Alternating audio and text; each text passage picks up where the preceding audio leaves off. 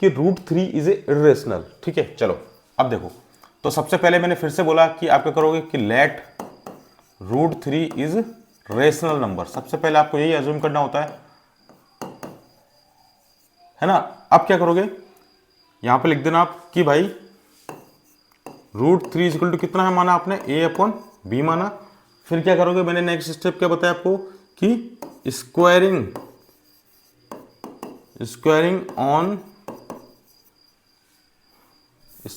On both sides. अगर आप दोनों तरफ स्क्वायर कर देते हो तो √3 का भी स्क्वायर हो जाएगा इज इक्वल टू a/b का भी क्या हो जाएगा, स्क्वायर हो जाएगा। ठीक है, √3 का स्क्वायर यहाँ पे कितना आ जाएगा, 3 आ जाएगा, और यहाँ पर हो जाएगा a का स्क्वायर अपॉन b का स्क्वायर हो जाएगा बच्चों।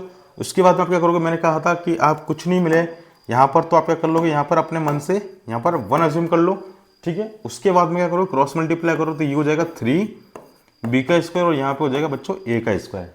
ओके, चलो फिर मैंने आपसे कही थी कि अब आप क्या कर लो, let a is equal to, अब जैसे देखो वहां पर हमने क्या किया 2b, अब यहाँ पे 3 है तो b की जगह मैंने क्या बोला था 3c अज्यूम कर लेना, तो 3c अज्यूम कर लिया। बस इतना काम आप कर लो। उसके बाद में बच्चों आपको क्या करना है, फिर से इस वैल्यू को जो है a की वैल्यू को इसमें पुट कर देंगे। इसको आप सपोज कर लो कि ये आपकी थी इक्वेशन फर्स्ट। ठीक है, चलो अब देखो मैं इसके अंदर पुट करता हूं तो 3b square is equal to कितना है अपने a स्क्वायर था, so 3b square is equal to a square हमने कितना माना 3c है, तो यहां पर आप 3c लिख देंगे। क्योंकि क्यों लिखोगे, मैंने क्या कहा था कि आपको a इक्वल टू कितना माना है हमने 3c। ठीक है, आप इसको यहां पुट कर दीजिए, देन 3 से,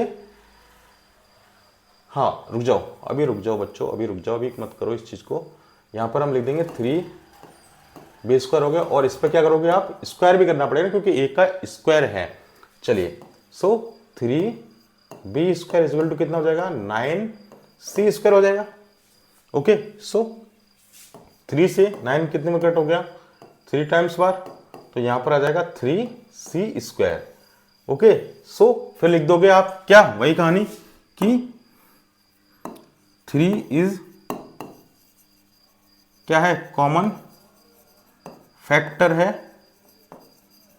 3 क्या है, एक कॉमन फैक्टर है जिसका अदर फैक्टर जो होगा इज ओनली कितना होगा, 1 होगा। जिसका जो अदर फैक्टर हो सकता है वो कितना हो सकता है, 1 हो सकता है। सो यहां पे लिखोगे ड्यू टू दिस आवर, इसकी वजह से जो हमारा जो अजम्पशन था, आवर अजम्पशन कि √3 इज रेशनल इज क्या है, रॉन्ग, इज रॉन्ग। ठीक है, इसलिए क्या होगा, √3 जो है वो क्या रहेगा भैया, इज इरेशनल ही रहेगा, इरेशनल। ये चीज आपको करनी है, मैंने आपको बार बार बता दिया है, सभी के लिए यही स्टेप होगी, चाहे √2 हो, √3 हो, चाहे √5 हो। सबसे इजीएस्ट स्टेप मैंने आपको बताई है, आपको ऐसे ही करना है। और बहुत सारे बच्चे मेरे को पता है इस क्वेश्चन को छोड़कर भी आते हैं अभी तक। ठीक है, उनको ये चीज समझ में ही नहीं आई क्योंकि इतना कॉम्प्लिकेटेड बताया है कई टीचरों ने उनको कि वो समझ ही नहीं पाते हैं। ठीक है, तो ये सारे स्टेप्स हैं, आपको ये चीजें करनी है, तो इसका आप स्क्रीनशॉट ले लीजिए। ठीक है, चलो